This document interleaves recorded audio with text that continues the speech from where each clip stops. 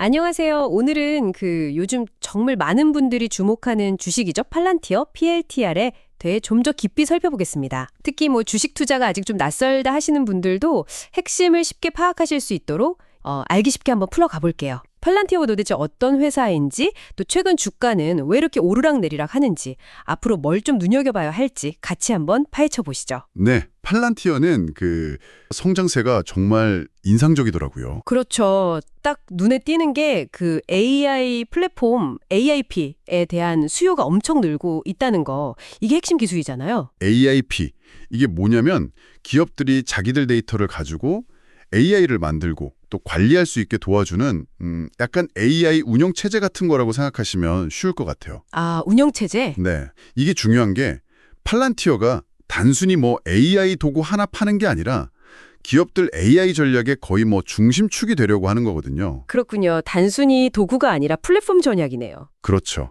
이런 기술력을 바탕으로 하니까 미국 국방부 같은 아주 큰 정부 기관들하고 계약도 꾸준히 들고 있어요. 네, 그런 소식 자주 들리더라고요. 네. 특히 국가 안보처럼 정말 중요한 분야에 이 기술이 쓰인다는 건 그만큼 기술력을 인정받았다는 뜻이겠죠. 최근에는 사회보장국이나 국세청 같은 곳과도 새로운 계약 이야기가 나오고 있다고 하고요. 정부 계약도 중요하지만 일반 기업들과의 사업은 좀 어떤가요? 이제는 제조업이나 헬스케어 이런 다양한 사업 분야로 계속 뻗어나가고 있습니다. 네. 특히 미국 내 상업 부문 매출이 연간 68%나 성장했다는 건 정말 주목할 만해요. 이게 이제 팔란티어가 안정적인 성장을 위한 발판을 잘 마련하고 있다? 이런 긍정적인 신호로 볼 수 있거든요. 정부랑 기업 양쪽에서 다 잘 되고 있다는 거군요. 그렇죠. 양쪽에서 수요가 늘면서 실적도 당연히 좋아졌고요. 실적 얘기 좀 더 해주시죠. 1분기 매출이 무려 39%나 늘었고 이게 7분기 연속 성장이라고요? 네, 맞습니다. 1분기 매출이 우리 돈으로 하면 거의 1조 원이 넘는 거죠. 8억 8천만 달러 정도 됐고요. 2025년 전체 매출 예상치도 원래 예상보다 더 높여 잡았어요. 한 36% 정도 성장할 걸로 보고 있더라고요. 영업이익이나 또 회사가 실제로 손에 쥐는 현금, 이것도 역대 최고치를 기대하고 있다고 합니다. 이런 좋은 소식들이 당연히 주가에도 영향을 미쳤겠죠? 주가 변동이 진짜 엄청났어요. 작년 5월인가요? 그때 유명 투자사 아크인베스트가 다시 사들이기 시작하면서 주가가 확 뛰었다면서요? 네, 맞아요. 2023년 5월에 주가가 한 7달러 수준이었는데 아크인베스트가 다시 매수한다는 소식이 딱 나오면서 순식간에 13달러로 넘었죠. 그리고 올해 6월 11일에는 장중에 139달러를 넘기도 했어요. 사상 최고가였죠. 연초랑 비교하면 80% 이상 오른 거예요. 최근에는 약간 조정을 받아서 135달러 근처에서 움직이고 있긴 한데 여전히 그 상승 에너지가 강하게 느껴지는 상황입니다. 와, 진짜 엄청난 상승세네요, 근데. 이렇게 좋은 얘기만 있을 수는 없겠죠. 기업 가치, 밸류에이션이 너무 높다는 걱정도 계속 나오는 것 같아요. 네, 팔란티어의 가장 큰 고민거리가 바로 이 높은 밸류에이션입니다. 예를 들어서 주가를 매출액이랑 비교하는 PS 비율은 100배, 현재 이익이랑 비교하는 P 비율은 265배, 이런 식이니까요. 미래 성장에 대한 기대감이 어마어마하게 가격에 녹아있는 건데 너무 많이 녹아있는 거 아니냐, 이런 걱정이군요. 그래서 시티은행 같은 일부 투자은행들은 여전히 중립 의견을 내면서 지금 주가보다 낮은 목표 주가를 제시하기도 하고요. 고평가 우려가 있다는 거죠. 기대가 큰 만큼 리스크도 크다, 이런 거네요. 주가 변동성도 엄청 심하다면서요. 네, 변동성 진짜 큽니다. 최근에도 CEO가 어떤 발언을 했다거나 뉴스 보도 하나 나왔는데 하루 이틀 만에 주가가 10% 넘게 뚝 떨어지기도 했어요. 허! 네, 기술주 전반의 시장 분위기가 안 좋거나 아니면 투자자들이 이제 이익을 좀 챙기려고 팔 때, 그럴 때도 쉽게 영향을 받고요. 정말 롤러코스터 같다고 할 수 있죠. 하긴 그렇게 많이 올랐으면 또 차익 실현 매물도 나올 수 있겠네요. 그렇죠. 그 외에 또 신경 써야 할 리스크 같은 게 있을까요? 몇 가지 더 있죠. 일단 팔란티어가 정부 데이터를 많이 다루잖아요. 그러다 보니까 개인정보 보호, 즉 프라이버시 문제나 데이터를 어떻게 활용하는지에 대한 논란이 앞으로도 계속될 수 있어요. 아, 민감한 부분이네요. 네, 그리고 경쟁 문제도 있고요.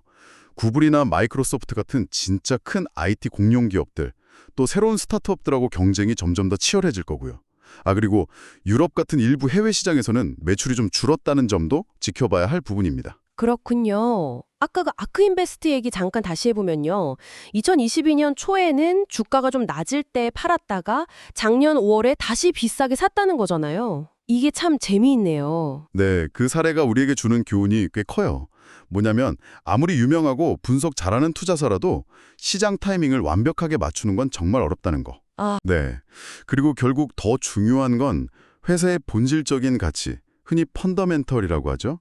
이 펀더멘털이 어떻게 변하는지를 봐야 한다는 거예요. 예를 들면 매출이나 이익이 꾸준히 늘고 있는지, 기술력은 어떤지 이런 것들이죠. 결국 남들 따라 하기보다는 기업 자체를 봐야 한다는 거네요. 자, 그럼 이제 정리를 좀 해볼 시간인데요. 팔란티어 투자를 생각하시는 분들은 어떤 점을 좀 마음에 새겨야 할까요? 팔란티어는 분명히 혁신적인 기술력, 그리고 성장 가능성이 아주 높은 매력적인 기업임에는 틀림없습니다. 실제로 정부랑 기업 양쪽에서 성과를 잘 내고 있고요. 네, 그건 확실하죠. 하지만 동시에 아주 높은 밸류에이션 부담, 그리고 예측하기 어려운 주가 변동성이라는 큰 과제를 안고 있는 것도 사실이에요.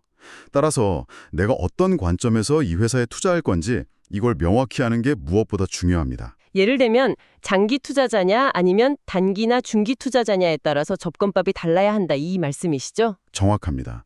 만약에 팔란티어의 기술력과 장기적인 성장 스토리를 믿는다 하시면 단기적인 주가 흔들림에 너무 이렇게 일희일비 하기보다는 좀 길게 보면서 꾸준히 지켜보거나 아니면 주가가 좀 조정을 받을 때 떨어질 때마다 조금씩 나눠서 사 모으는 분할 매수 전략을 고려해 볼 수 있겠죠. 한 번에 다 사지 않고 여러 번에 나눠서. 네, 위험을 분산하는 거죠.